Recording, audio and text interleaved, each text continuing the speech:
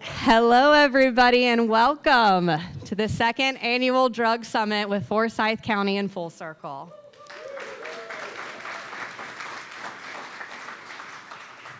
So the first thing I would like to say is this is a bigger crowd than last year, and if you look around and you see how many people are here that are willing to get educated about drugs in our community, the first thanks I would like to say is to y'all. Thank you, thank you, thank you, thank you for showing up for this. The second people I would like to thank is I would like to thank our panelists.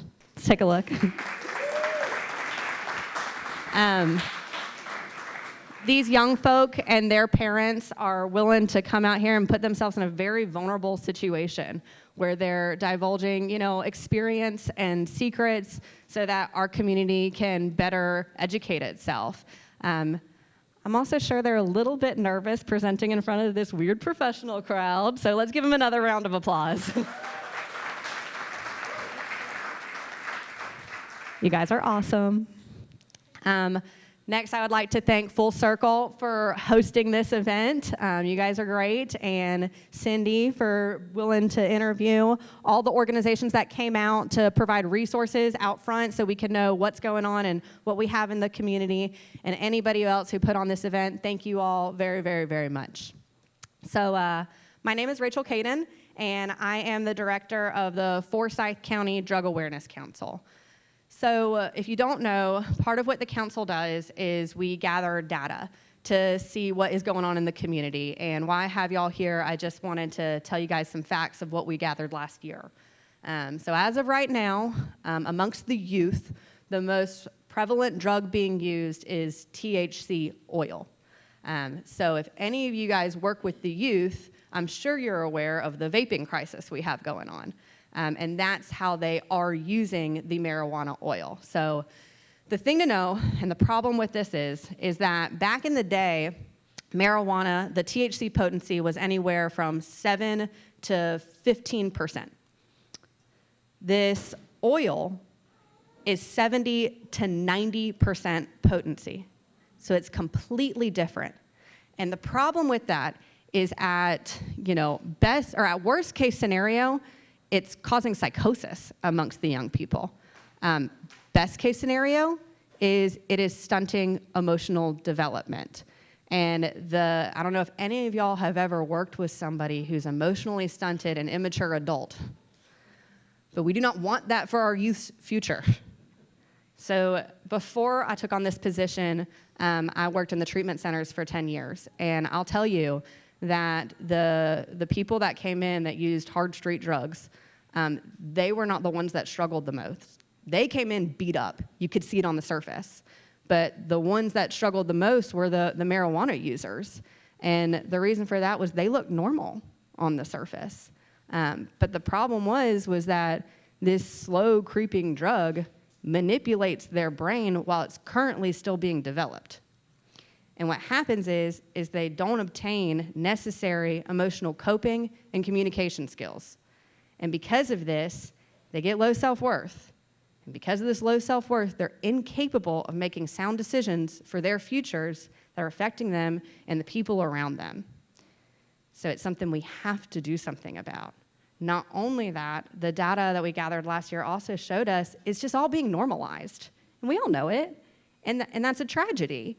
Because it's being normalized, the access of this drug, the availability of this drug, and the promotion in mainstream media of this drug is something that we've never experienced.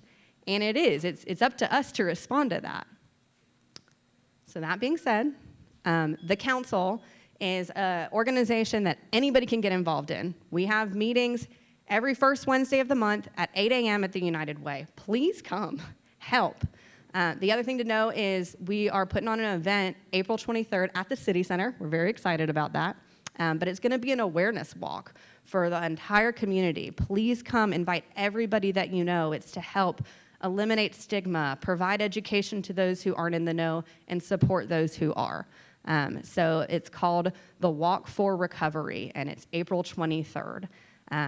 So, you guys being here right now is us doing our part. Us listening is us doing our part. And us responding is also us doing our part, because it takes a village. So again, I can't thank you guys enough for being here. But that being said, I'm done talking, and I'm going to turn it over to Mike Cohen, the director of FullCircle. Thank you, guys.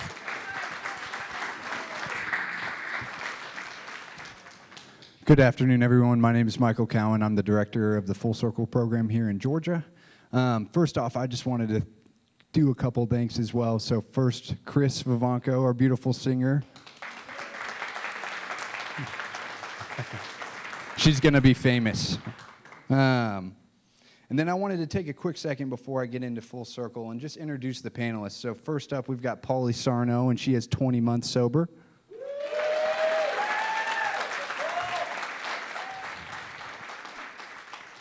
Tommy Naparano, and he has 4 months sober.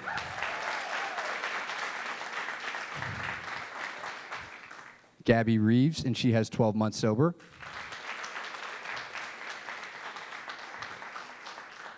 And Sam Strickland, and he has 18 months sober.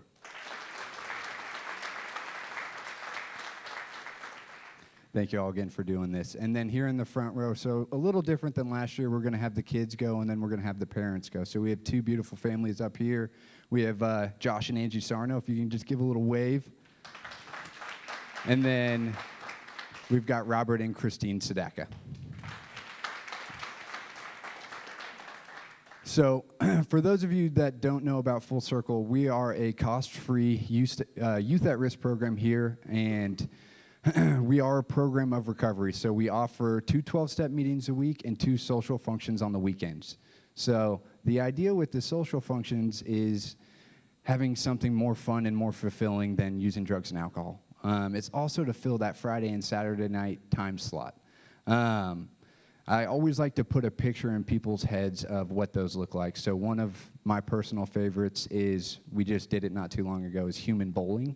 So, you know, we have these carpet dollies, and we decked the shop out here, and kids went down the lanes. And, you know, it's a ton of fun. So that's what's kind of going on here every Friday and Saturday night. Coming into the program, we asked for a 90-day commitment of committing to come to all meetings and functions and meeting with one of the staff members weekly. And then parental involvement is also required here. So in addition to coming to all those meetings and functions, meeting with the staff weekly, the parents also meet with us individually weekly, and then they attend a parent support meeting, which is every Monday night.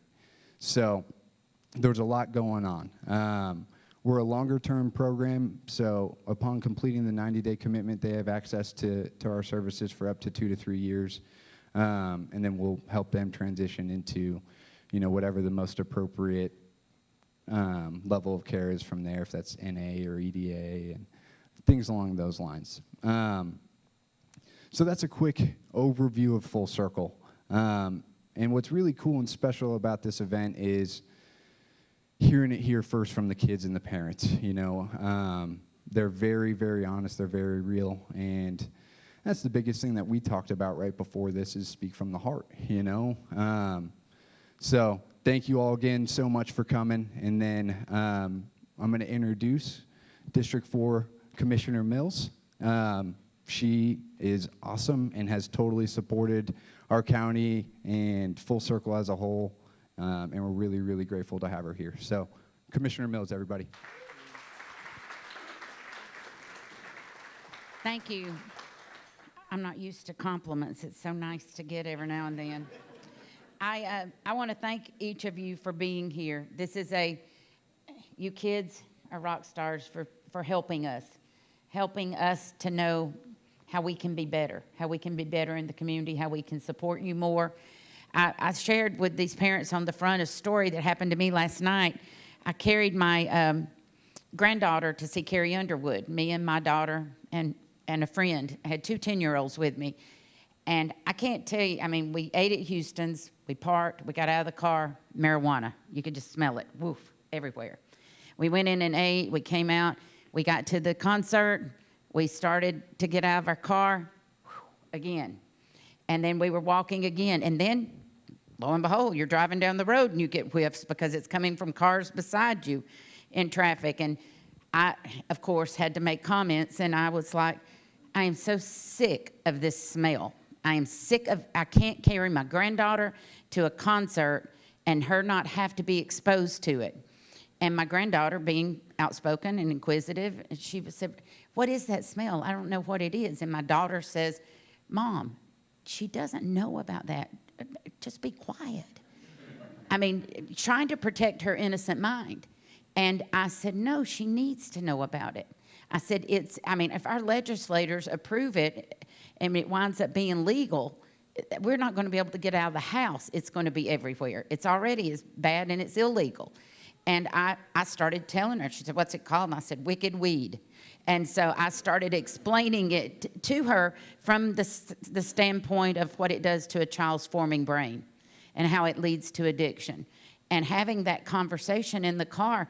And did I want to have that conversation with my 10-year-old? No. I want her little mind to be innocent as long as it could be. But what she said really got me. She said, if y'all don't tell me about it, somebody else will. And I thought, so true. So true that we need to be the ones telling, we need to be trustworthy people, that the people we love the most know that we're not hiding something from them and we're not slanting it, but we're giving something factual because we love and care about them. So that's the whole reason really in having this and doing this is for us to be able, and Mike, I'm looking for the ones with the names. Here it is. It's buried. To be able to have these honest conversations. When you look up at these people, who all's in the crowd, I mean, it's people that are either touched by this, they work by this, they work in this situation, they just love kids, and they care about kids. I venture to say everybody does that that's here, and that want to have a community that supports. And I'll tell you, our county, we're not great in everything, for sure, but I really believe we have made a concerted effort to take off a lot of the stigma that goes with drug addiction. And I believe it's from having events like this that show we care.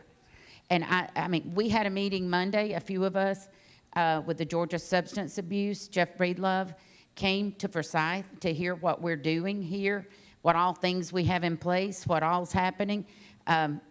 Drew Hayes hosted us, and we talked about our drug counselors and how they're making a huge difference, how FullCircle's making a difference. And they were impressed. They were impressed that we care and that we've got this many programs and that we're not asking for assistance through the state in doing them. We're doing them ourselves, and we're doing it here. And we saw the need, and we didn't wait for somebody else to come and fix it or somebody else to come, that we were trying to do so much of it ourselves. So that's what today's about.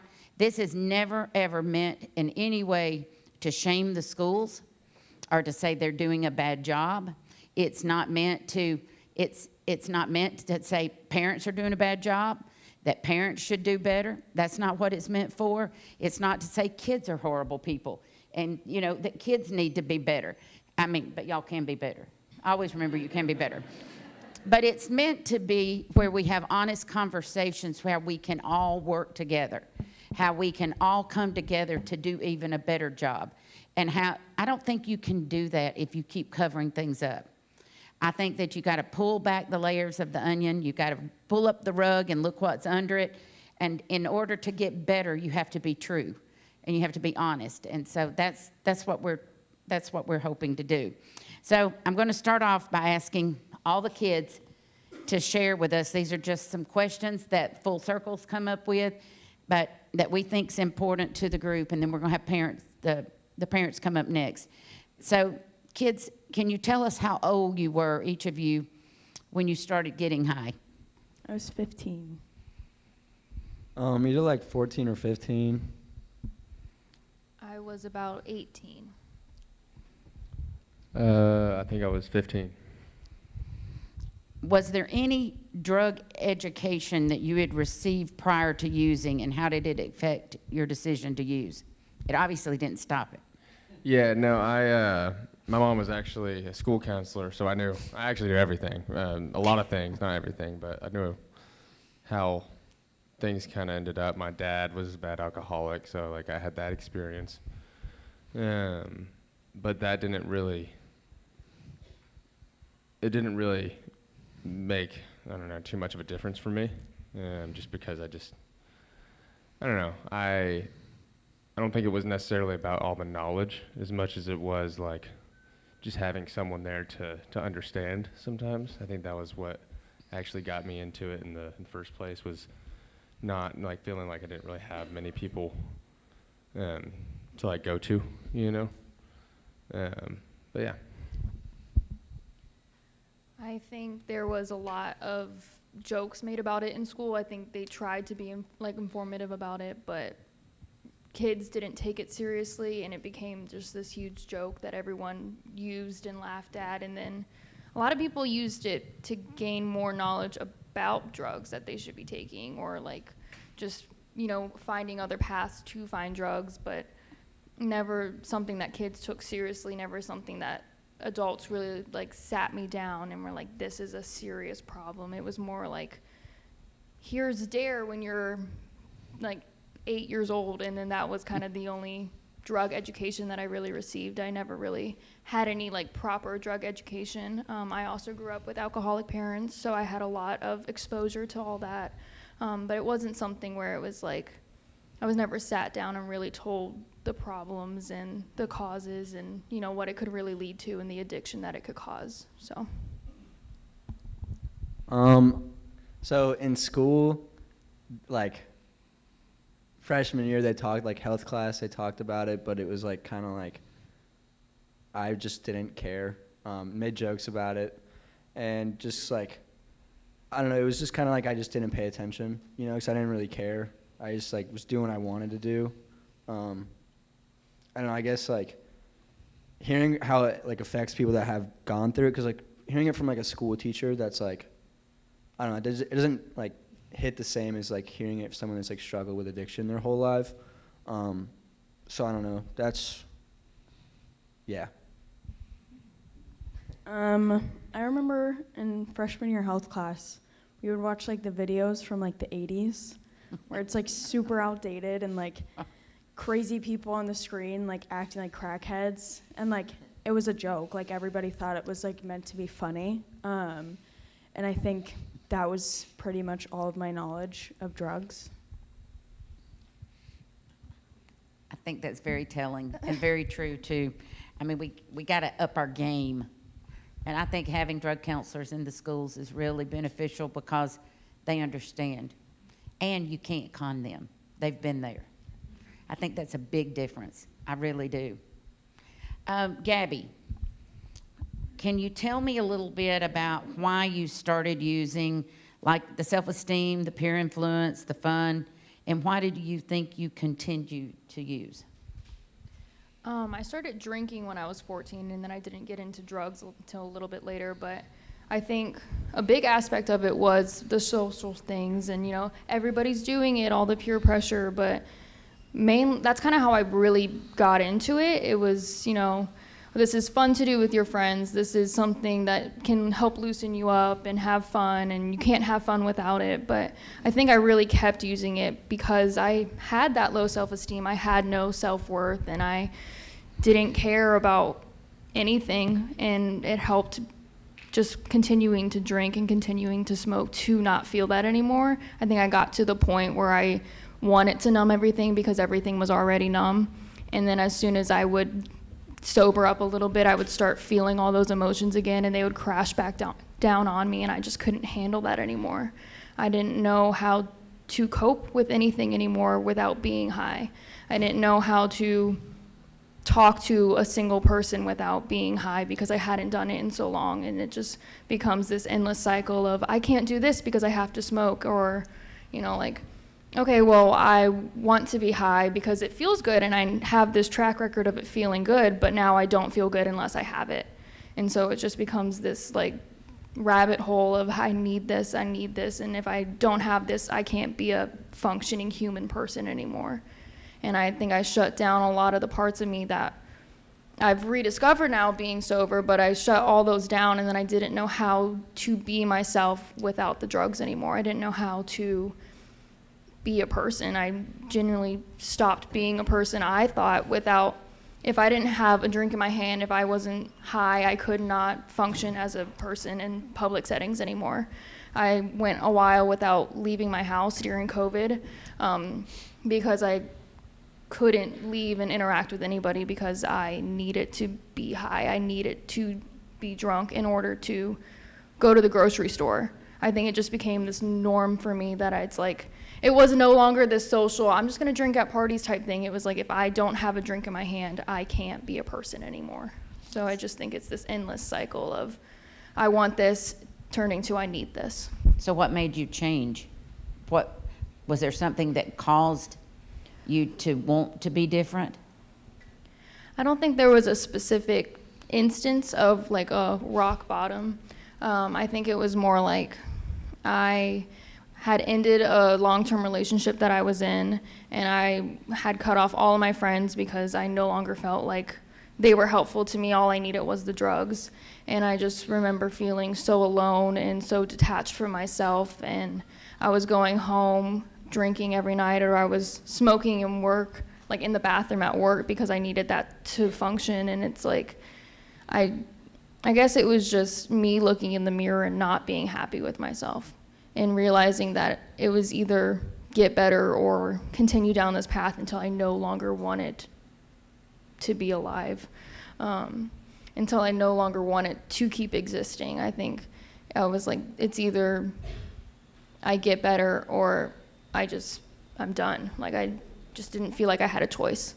I'm not meaning to pick on you, but I think we're learning a lot. And when did you realize, when did you realize that the drugs owned and alcohol owned you rather than they were controlling you, rather you were controlling them? So I was 14 when I started drinking. I started smoking when I was 17, 18, and I don't think I realized that until I was 21 years old. So it took me a couple years. All right, Polly. Tell me about what substances you were getting, you were getting access to. What substances now do you think are easy to get access to in the community? It started out with weed, which I feel like almost everybody starts out with weed because it's a gateway drug. Sorry. And I feel like it quickly turned into everything very fast, into harder drugs, pills, opiates. And I feel like getting access to it now is the easiest thing. Like, I go on social media for 5 minutes and you have 6 people offering you drugs. It's crazy. Even when I was in the midst of my addiction, it wasn't as easy as it is now to obtain the drugs and the substances. So any substance? Any substance.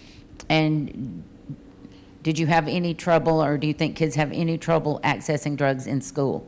Absolutely not. That's where it's most of the time sold. By kids that are in school too? Yes, ma'am. And they have it all on them? Yes, ma'am. At any time? Do y'all see that this is happening even in middle school too? Definitely when I was getting high, it wasn't, but it's scary how often it is happening in middle schools. I feel like it's honestly starting in middle schools, especially due to the fact that, when I was in middle school, I got 0 drug education. I didn't know anything about them. Freshman year was the first time I was introduced to them. So. All right. Was there concerns as you saw other peers using before you tried it? Absolutely not. I think it actually made it more enticing. People romanticize it in a way, like it's fun, it's what everybody's doing. They don't really show the dark parts of it. Yeah. You definitely don't see that till you're in it for a while. No, ma'am. Sam, tell me about where did you use, what methods did you use to hide it in school for law enforcement and from your parents? In school or anywhere? Anywhere. How did you hide?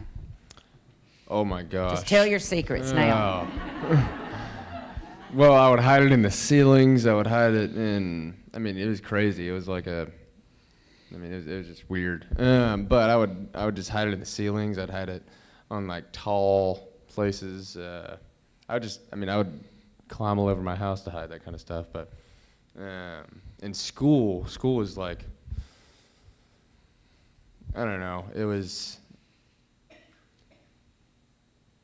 well, I think I got caught a couple times. I think there's people in here actually who've caught me with drugs before. I wasn't very good at hiding it, I'll be honest, but Maybe we should ask somebody else's question. maybe so. I wasn't the best at hiding it, but I don't know. I can tell you I went to many links I would continue to get caught no matter what. I would like still try, which is a little concerning, you know. I got arrested at 17 with a bunch of weed in my car and went to rehab right after it, and 2 months later I was back to doing the same thing, you know.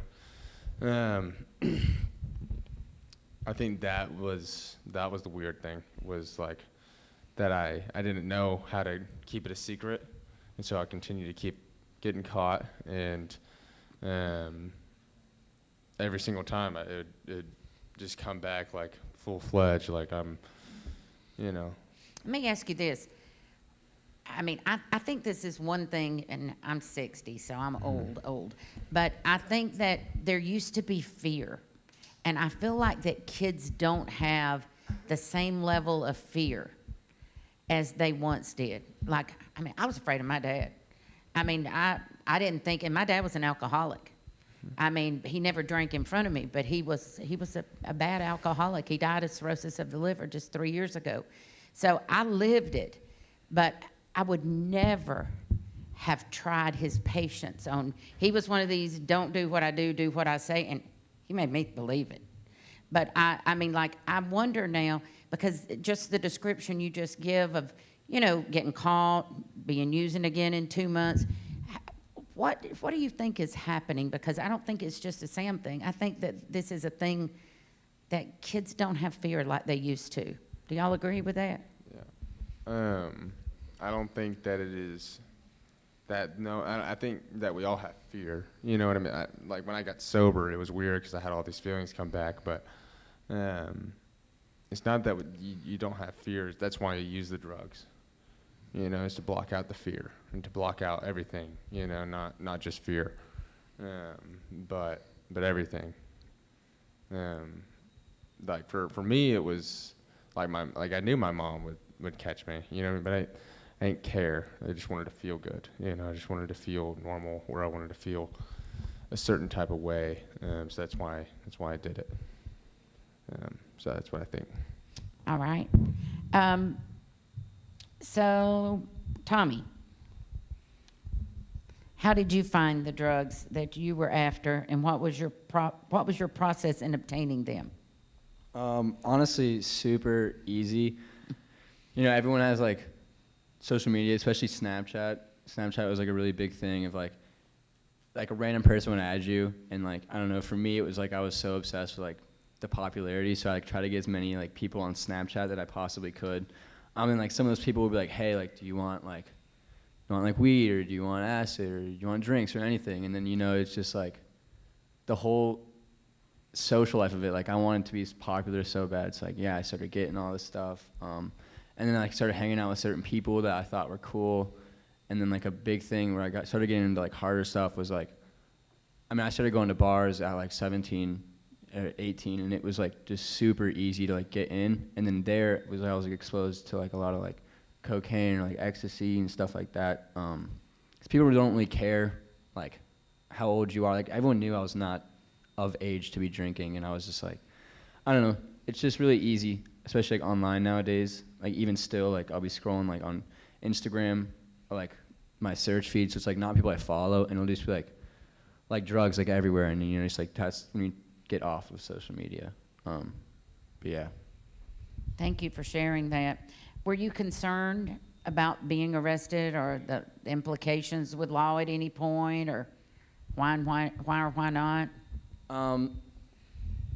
No, because I thought I was, you know, the best. I thought I was smarter than everyone. Like I mean, there's been a couple times where I've gotten like pulled over with like an eighth in my glove box, and they like don't even ask me for my registration. Like if they like open the glove box and they would have seen like this weed in my car, right? I don't know. I just thought I was literally thought I was better and like smarter than the cops or my parents or anything like that. So I wasn't scared to get caught or anything like that. It was funny you say that just about how the drug takes effect on your brain of taking away fear of different things. I had a girl that was in recovery, had been an opiate addict for 5 years and was 35 years old, had lost everything. I mean, lost her home, lost her car, lost this great insurance job. And she said the whole time she was using, and she OD'd a couple of times. One time her and her fiance OD'd under a bridge. I mean, like, but she said while she was using, she was certain, her big thing was, I know my body. I know what drugs I can take. I know, I know. And I've heard that over and over again from people. Well, I knew, but I said, but you said you OD'd. Well, maybe I didn't. I mean, but maybe I think that, that what people don't recognize lots of times with drugs is that it usually doesn't stay with one drug. And if you go to another drug, well, that drug might make you feel sleepy and depressed, so you have to take another drug to make you feel more alive. And then you have to take another drug to suppress it. And then you have to take another. So it's not take the drug and I'm happy all the time. It's like you do become a pharmacist of your own, but you have no education to be doing that. I mean, do you think what I'm saying is true? Oh yeah, 100%. I don't know. The thing is, like we said about like the harder, like one drug and you try another one. It's like I would try different things because like this one would stop doing it. Like after like smoking like so much weed, like every single day, like even to just like not want to die anymore. It's like that stopped doing it for me. And then it was like, okay, like this doesn't work anymore, and I'm starting to hate myself again. So like, what's the next level? And I was always trying to go to new levels, like getting high, like trying different things. And I think that's like why weed is like such like a gateway drug, is because like eventually it'll stop doing it for you, and then you crave the feeling and the excitement and all of that. So you just go on to more. So it is true, you keep chasing that same high. Oh yeah, I mean even today, like doing some stuff where I have to like catch myself like, oh, I'm just trying to like get that same feeling back, like not on drugs, Mm-hmm. So when you were in the midst of using your drugs, did you care about your school work? Did you keep it up? No, I did not keep it up. I don't know. I eventually like just kind of like dropped out of school, and then I got like convinced my parents like they'd take my car away or my phone away if I didn't like at least finish high school. So I went online, and then like my mom was a school teacher, and I mean like I was really good at like getting her to do things that I wanted her to do. She's like a sweetheart, like she'll do anything for like me and my siblings. So I would be like guilt trip her, gaslight her, manipulate her, anything to like for her to do my schoolwork, because she's a science teacher and a math teacher, like she can do that. So I would like get her like it's just her gift. Oh yeah, like she is like the sole reason I graduated high school, and You were really doing her a favor. oh, I mean I was just keeping her on her toes, No, and then I even like when she was doing my school for me, I'd be like, okay, like 2 weeks to graduation, and I was like, I'm just gonna drop out, like F this, right? I'm like done. She's like, but you're not even doing it. Like I'm doing it for you. And it was still like I just didn't want to, I didn't even want to like talk about it anymore. So like I literally almost dropped out 2 weeks till graduation after my mom doing the last year of school for me. So when you started using, was there anything your parents could have done?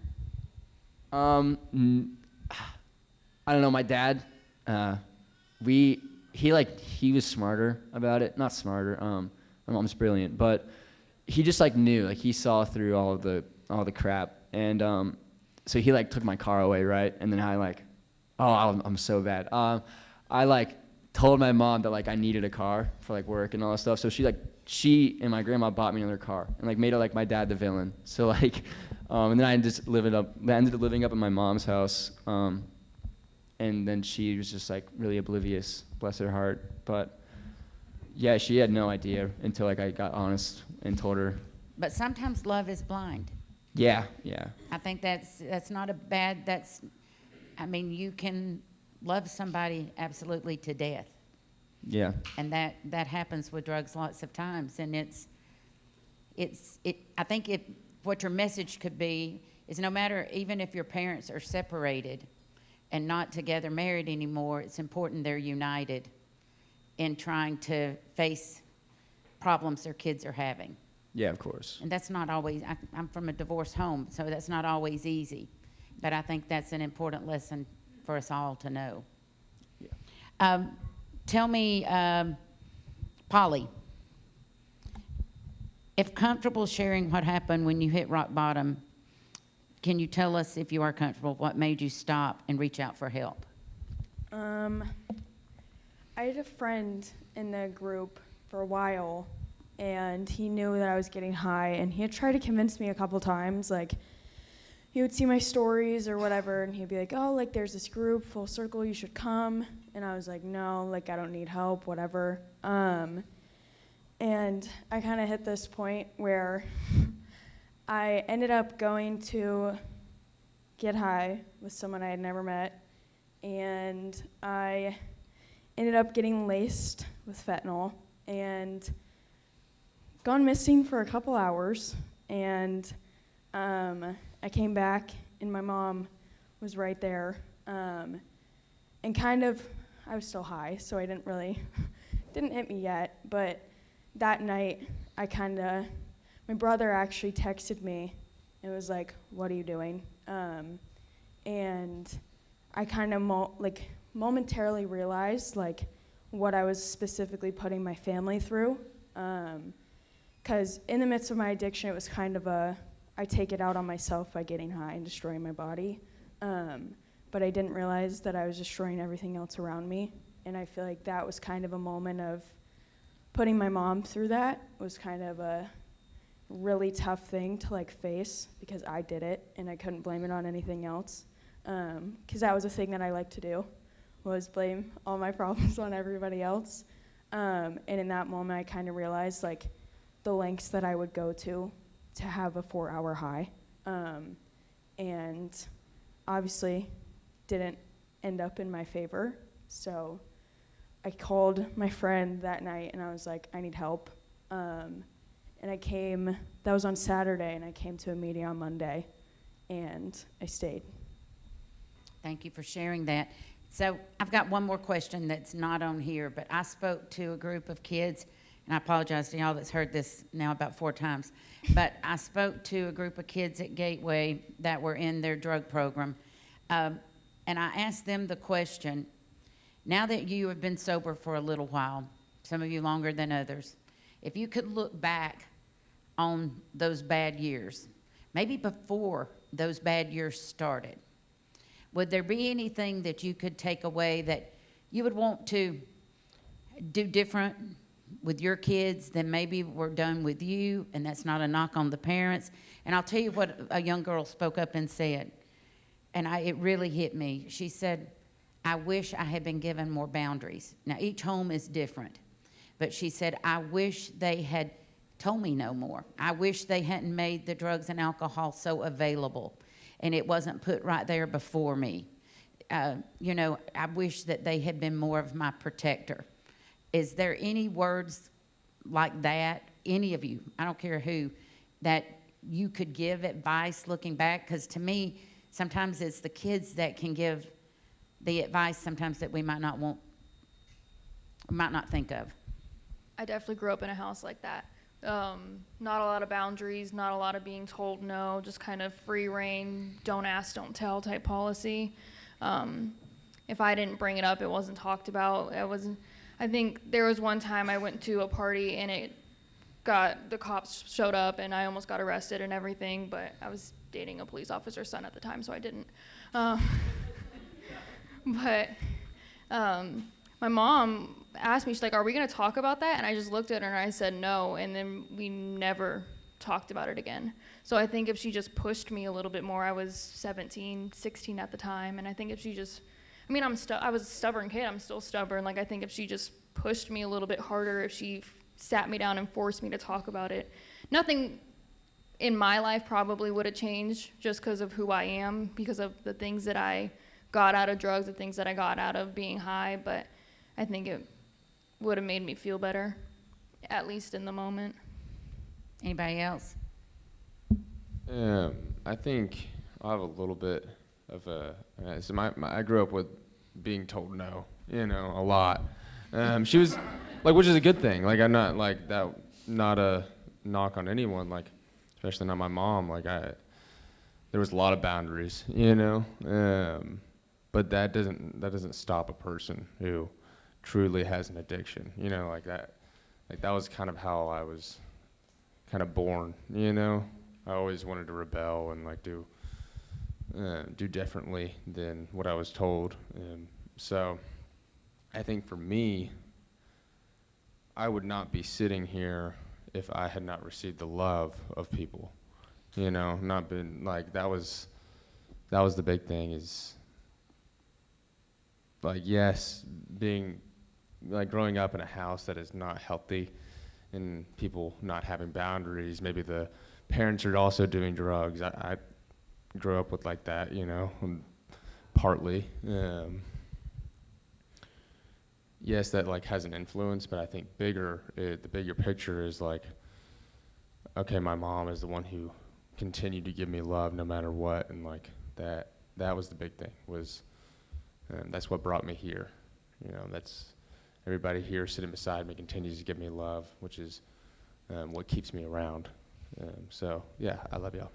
And I think part of what we touch on in this that we want to walk away with is that there's so many stigmas to deal with drugs, and people look at young people that are, at FullCircle, and some people will think, oh, what their parents do wrong. And sometimes, that's not always the case. It could be no one did anything wrong. It just was, having that addicted personality trait, having that, I think that we have to be careful, that in addiction, that there's no finger pointing toward anybody. It's getting sober. That's what we're trying to do and to promote. But I do think we can learn from each other by talking about it. Sometimes there's something that, I feel like in today's world we need to encourage parents, not discourage them, and get them to want to be more than a kid's friend, but to be a parent. And I think we see that a lot. The school system sees that a whole lot, that, they need support in the school system to have a parent that'll back the schools when they're trying to help kids, not harm them, help them. And sometimes it's the keeping things under the rug and not wanting to have that stigma, not wanting to be, not to admit it. I've heard Matt say many times that, when a kid comes into Insight, the parent will usually say that was his first time. He had never used before, and he'd really been using 2 years. And it just happens a lot. So thank y'all so much. Now let's talk to our parents. Y'all did great.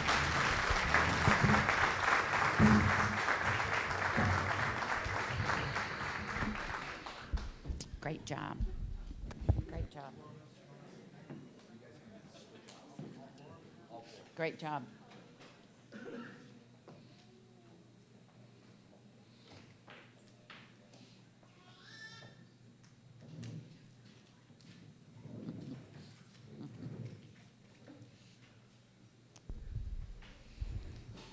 All right, we're going to start with Christine and Robert.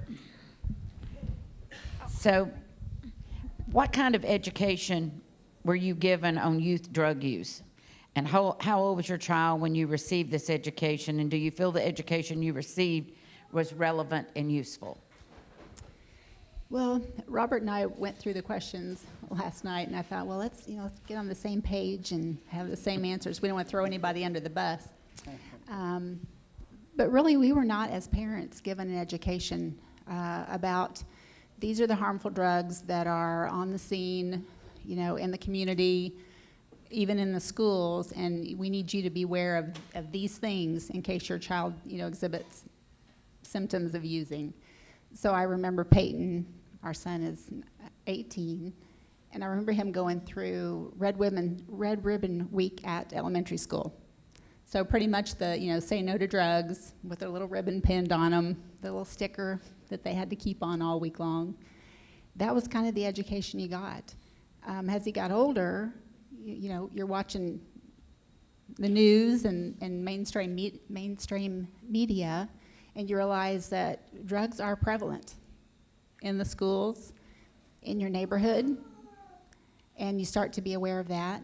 You warn your kids when they go to school, like, don't accept a piece of gum from anyone. Someone could have laced it with fentanyl. Don't try drugs, not even once. One time can kill you. And you impart this wisdom on your kids, and guess what? They do exactly what they want to do. So a couple things to add. So I graduated high school in '79, so I'm probably the oldest person in here, but it's really hard to listen to these kids talk. Drug education for kids hasn't changed in 45 years. I mean, when I was in school, it was the same videos that they're seeing now. The kids were doing LSD. The young girl did LSD with the older boyfriend, got in the Trans Am and crashed the car. Every video was the same video. They're seeing the same things now 45 years later. It was a joke back then. It's kind of a joke now. From a parent perspective, drugs have changed. What the kids do is a lot different than what we did as kids. We smoked weed, and it was really weed. Now it's these oils and things. I thought I was smart. I had no idea that kids were smoking THC oil until it was too late. So there needs to be education for the parents on what the current drugs are that the kids are taking. It's a lot different than what we took. Well, we didn't take them, but what people our age were taking, which was weed and Quaaludes and things like that. It's a lot different now, and we have no idea what it is. So looking back, when you first suspected your child was using, did you struggle to acknowledge it yourself? If so, why? I mean, what were some of the signs that you saw and was there any denial? Our son was, I think, more of a unique case than a lot of the kids here in that he only used drugs for about 6 months before we got him into the program. And when he got into the program, he relapsed once after about a week, and he's been clean ever since, and it's been almost 2 years now. So we didn't go through a lot of rehabs and therapists and things like that. But yeah, I mean, we luckily had he has 3 older brothers, so they were able to kind of clue us into what they thought was going on because we didn't know. But we caught him one time at 2 in the morning walking down the street. We saw him on Life 360 walking down the street at 2 in the morning. And I called him back and said, "What are you doing out at 2 in the morning?" He told us he was out for a jog. Our kids never jogged. But, so we, I don't know. There really wasn't much denial. We found out about it. We thought he was just vaping. We had no idea that he was vaping THC.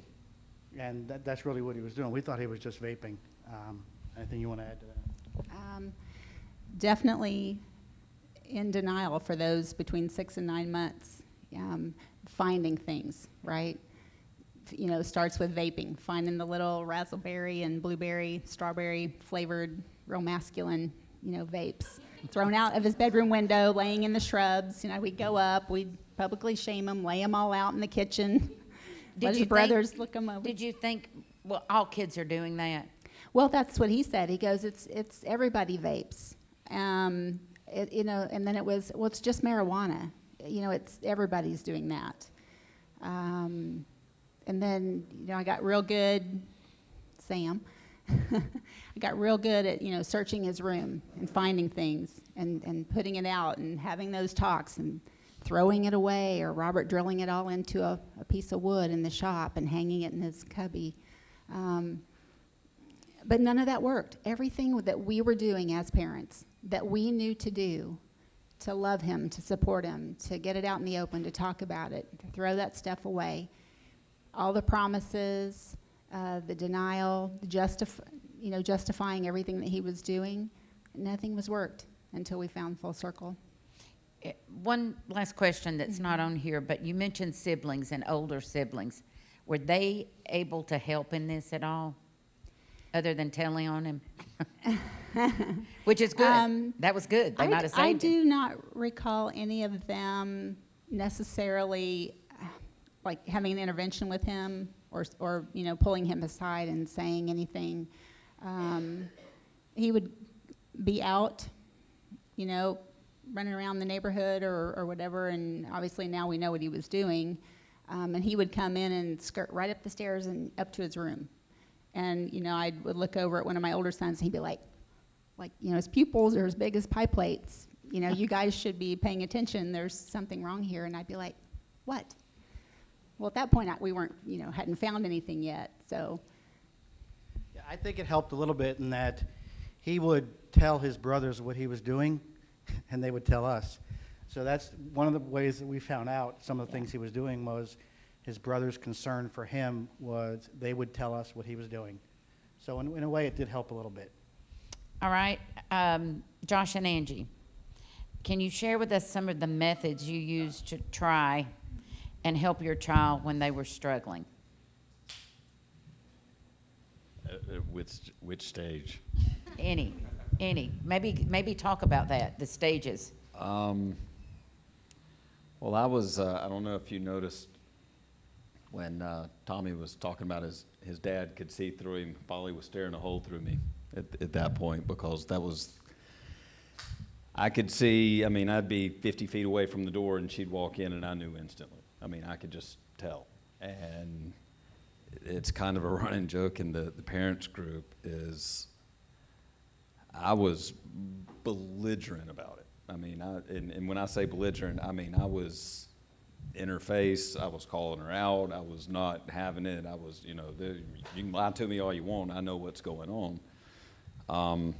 Didn't work. Didn't work. There was, thank God, Angie is obviously the nurturer of the two of us. But it took both of us kind of me being the one calling it out and her being the one kind of, I wouldn't say fixing things, but making the voices rational and no screaming. And because Polly and I butted heads for a long time. A very long time. We had a very rocky relationship there for a little while, but nothing helped. It didn't matter if she was trying to, be nice about it, or if I was trying to be rude about it. It's what it was. We just couldn't find any foothold. So did you try taking things away and just the regular, you're grounded, you're staying home with us? The only thing she had left to take away was clothes. We took the door off her room. Yeah. She had no privacy whatsoever. I went through her phone every night. And she was she had come to us and said she needed help, but she didn't come to us and say she needed help with drugs. So we had gotten her a therapist. She was going to counseling once a week, and we thought we were doing all the right things, but we obviously were not. And that might be a part of the community that we need to improve upon, is offering more support to parents. I think we really look at a lot, even the schools, you look at how can you help kids, but we really want more parental support in the schools. And maybe to get more parental support in the schools, we need to have a little more support for parents too. There might be a way because I hear all the time, and we've tried to make our website have some things on it, but where'd I go? I have literally had the head director of ACCG for Georgia reach out to me because a good friend of his lived in Forsyth and his son was in jail, and he was terrified. Terrified. And this is after second mortgage on the home, rehab, you name it. And that when his son got out, he would go back to using at the level he was using when he was jailed, and he would die. And when somebody gets to a point where they're reaching out to a county commissioner, that's desperate. That is scary desperate that they are, and you can hear it in their voice. It is the most sad thing I have faced in office, of being able, to try to empathize and having not lived it, and praying. I never do have to live it, but to hear that plea, and it's love and it's care, but there is a lot of time in between the addiction and the sober where it's hard to live. And it's hard for the thing you love most in the world to then walk in the door and it's disappointment. And how do you deal with that? What's the best way to deal with it? And I think it's unique. It's hard to go to a counselor and get advice I'm not discouraging it, but everybody's home is so different and every child responds so differently. But you got to do something. You can't just let them die. So Christine and Robert, back to you. Did you have interactions with your child getting in trouble at school, and what was that like? Peyton actually did not ever get in trouble for drugs at school. COVID happened, March 2020, all the kids came home, finished that year online classes. He did so well that his junior year, he elected to do online classes the whole year. And of course, it was his, when he turned 16, that's when things started going south. So, as the kids said, social media, he was able to go on Snapchat, and it was literally suicide on the installment plan delivered to the bottom of my driveway in my mailbox. Anything that he wanted to get a hold of, to try, and he started with vaping and smoking weed, and then it started to escalate, and tried acid tabs and drinking before that. And again, he never told me that he did all these things. Through punishments and trying to fix and control and make him, for this crazy and chaos in our home to stop, punish him, ground him, take away his phone, figured out how to use an iPhone really fast one time. Started, forensically going through that and finding basically everything that he'd been doing was on that phone. Who did you feel comfortable reaching out to for help? When we suspected and had proof that he had probably driven home from work one night, stoned out of his mind, which was very scary, the first thing I told him, I said, let's take you to our family pediatrician that you've always seen. Let's get you a health checkup. Make sure you're healthy. But again, when the kids go in for that checkup, mom, dad, somebody sits in there for a little while, and then you leave the room, and the doctor talks to Peyton and asks him, what are you doing? Do you feel sad a lot? All the questions they ask. Peyton simply lied. So that pediatrician, who was a trusted, a person in our family, was not able to make a good recommendation of what we needed to do because he wasn't working with all the facts. So. All right. So Josh and Angie, if comfortable sharing, what happened when you hit rock bottom and decided to reach out for help? Well, we had a couple situations. One of them I wasn't home for, you were home for. The other one he wasn't home for, and I was home for. So we both kind of had a situation. One morning I was at work. I'm a teacher, so I am very nurturing, and I am all the things. And they were home, and she was, 7:30 in the morning, and Monday morning, and Josh walks upstairs, and the whole upstairs smells like pot before school. And that's when we realized that there was a bigger problem than what we had thought. And that night, we ended up in Peachford for a week, which that was probably the lowest at that point in time. And then the second lowest, he was out of town, and I was home, and that's kind of the story that she told, and I couldn't find her. She left her phone in her car, so I couldn't see where she was on Find My iPhone. Called all her friends didn't know where she was, her friends met me at her car, and I was 10 seconds away from calling the police when she got there. And that night is when I think she decided that she'd had enough, because there was nothing we could do. We'd done everything. She'd been in therapy. She'd been at Peachford. She had counselors at school that were, she had people that loved her. She had so much love. Her friends loved her. And she didn't have all bad friends. She had some friends that were going down a bad path, but she also had some really good girls that were there for her. So she was surrounded with love. But it had to come up to her. It was up to her. She had to make the decision to move past it. Thank y'all so much for sharing that. All right, now we're going to do the combo panel, and we're going to move quickly. I don't know who's on the combo.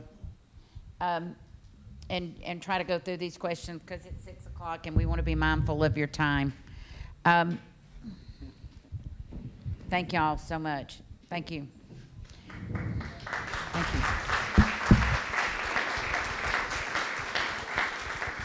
So, first, thank y'all so much for sharing your stories. I mean, it's impactful, and I know it's not easy, and it's not easy to relive, but at the same time, you might be helping other people to not have to go through what you've been through. So we really appreciate it and appreciate what it must take to do it. But so for you, help me remember child, Polly. But for you, Polly, tell me who were the influential adults that helped you decide to get and to stay sober? Those two right there, which are my school resources, and then my therapist in the back, and all of my counselors. Mitch was a big part of it, who's not here. He's alive, but he just doesn't live here anymore. But I think no matter how much support I got, I think it was really up to me. Because I think everybody in my life that was there and watched me go through it knew that I had a problem, but no matter what they did, I couldn't help myself until I wanted to get help. Very true. So for your parents, what advice were you given in the beginning that was most helpful? And maybe where did that come from? I know exactly what it is. It's just hard to say. Like I said, Polly and I butted heads quite a bit. But we were invited to one of her therapy sessions one night, which was, it wasn't uncommon, but it wasn't really common.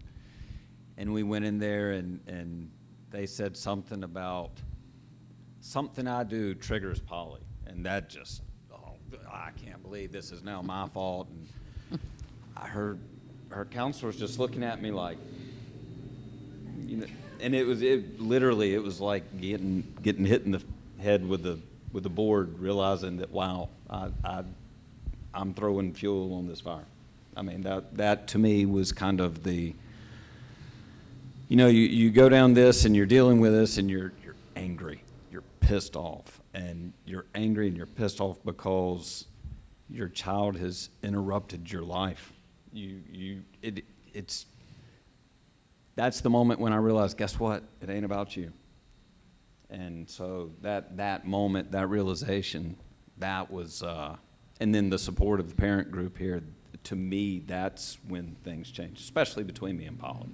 When I realized that I needed to support her to work on her, but I also needed to work on me, that was the big change for me. I love what you said a few minutes ago about it's a group you never thought you would be a part of, but you're thankful that it was here and you found it. Anything to add? Okay. For the kids, for Polly, when you got sober, what do you think your parents did that was helpful? What do you think was not helpful? And do you think parent involvement is beneficial to the recovery process? I think parent involvement is crucial. I don't think I would be at the place that I am today if I didn't have the support that they give me. Obviously, in the beginning, it was hard for both of us, just because I had been sitting on a bed of lies for about 2 or 3 years. So it was hard for them, but I also feel like getting sober and going into recovery, like one of the biggest points that you're taught is that being an addict doesn't just affect you, it affects people that love you. And I think my parents wouldn't be at the place that they're at if they weren't surrounded by other parents that had gone through the same thing. Because it really is like they need the love and support as well, as much as I do. And I think, obviously, in the beginning, we were all very angry. So I don't think the anger really helps, but I think once I started working on my program and they started kind of healing as well, just the love and the honesty that I had with them was a big thing. It was weird at first because I was never honest with them. So like getting into the routine of being like gaining the trust back was the biggest thing for me. Like now my parents trust me, which is like something I never thought I would ever say. But yeah. So what perspectives as parents did y'all have to change in order to help in this?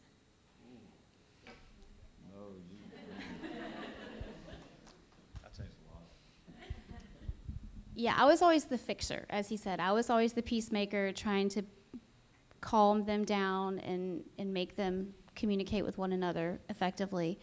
But I think just my perspective on life has changed in general. Like, we're not the parents that we used to be, because she had rules. She had regulations. I mean, we knew everywhere she was. We knew everybody that she was with, or we thought we did. So she had a ton of rules and guidelines that she had to follow. And her grades never really suffered, so she hit it very well. I don't know if that's a good thing or not. She's actually a lot smarter than she lets on. But just like our perspective, even how we have an older son and how we parent him, he's graduating from college, it's completely different. Like, he'll call and he'll tell us something that's stupid that he's done, and we'll be like, oh, okay, that sucks. And he's like, who are you? Like, where are my parents? Like, that is not how you react to things. And so I think just how we handle situations is completely different. And I don't think we would be these people had we not gone through this. I mean, this was just part of her journey. It's part of her plan. And it changed who she is, and it changed who we are as well. All right. Finishing up, for Polly, how was the process of balancing getting sober and schoolwork like, and what was helpful with that? My counselors. My peak of my addiction was my sophomore year, and I got sober that summer. So coming back to school, junior year, freshly into sobriety, was like one of my biggest fears, just because school was the main place that I got high. And I don't know, it's definitely a balance. Even now I struggle with it, of just like overworking myself and whatever it may be. But the resources, I mean, if I didn't have my counselors, I would not be where I am today. And I mean that. And it's really sad to see people that don't have those resources just because they don't know that they're available. Yeah. Thank you, and thank you, counselors. It's wonderful to hear positive, good things. Holly, this question isn't known here, but if you were to be able to give advice to the schools with what our parents either one, with what is going on with how many kids are using drugs in school, I mean, is there any tidbits of wisdom? The what? Yeah, stop sweeping things under the rug. I feel like that was a big thing for me. I've struggled a lot in school, a lot with admin, everything. I don't think they like to put their ego aside to realize that there is a problem. It's a high horse, and they think that they're above the problems. And I'm not like coming at anybody. I just think, you know, their mic is going into the schools, and so is Jackson. And one thing I've noticed is that one school in particularly hasn't, but I don't know, I think it really is a high horse of not accepting the help because they don't think it's needed. But I don't know. The one piece of advice I would give is, same thing I had to tell myself, this ain't about you. Get off your high horse, quit trying to protect your reputation, quit trying to protect your name, face the facts, and deal with what you got to deal with.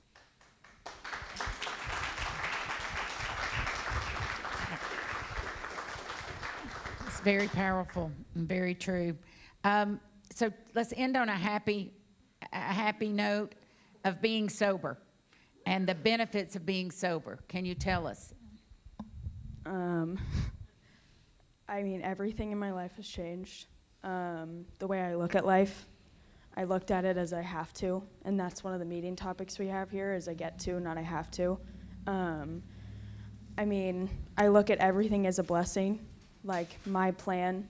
If I wouldn't have gone through, one thing I did in my addiction is I kind of pulled the self-pity card of God hates me and God's putting me through this and whatever. But now I look at it as that was my plan, and if none of it happened to me, I wouldn't be here, and I wouldn't be sitting on the stage, and I wouldn't have the time sober that I have now. Everything in my life has changed. I think, I don't even know, just everything. That's wonderful. And I'm sure you're having meaningful experiences. Are you able, I know I listened to the eater over here when he was when he was talking about not being able to feel that joy or that this or that with, without using the drugs. Have you found that that's not true, that you found greater joy or you found a different?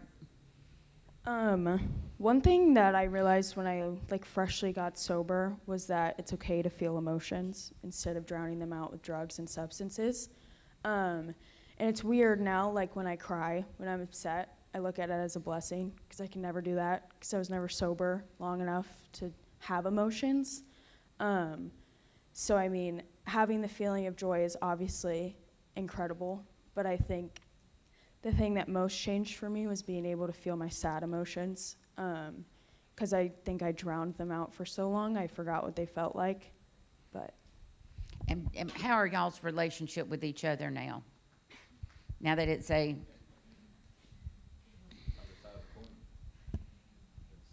Yeah. Polly's always been, we've always joked that Polly was my minion. She was, her and I, every weekend morning, it was the two of us, and then, that kind of drove a wedge between us. But we honestly have a better relationship now than we've ever had. And it's changed my relationships with Angie, with Polly, with her brother Will, with everybody else in my family, people. It's changed us entirely for the better, for sure. And I love it that you are seeing the blessings that have come from it instead of letting it define you and it being something you can't look back on. With pain, you can look back on it and say, well, we wouldn't be here if it wasn't for being there. And it's made me better from having lived through it. And I truly have to say, and this is not a shameless plug, but FullCircle, without a doubt, and the parent group and the parents and everything, that was a true godsend for us. For sure. That deserves a clap.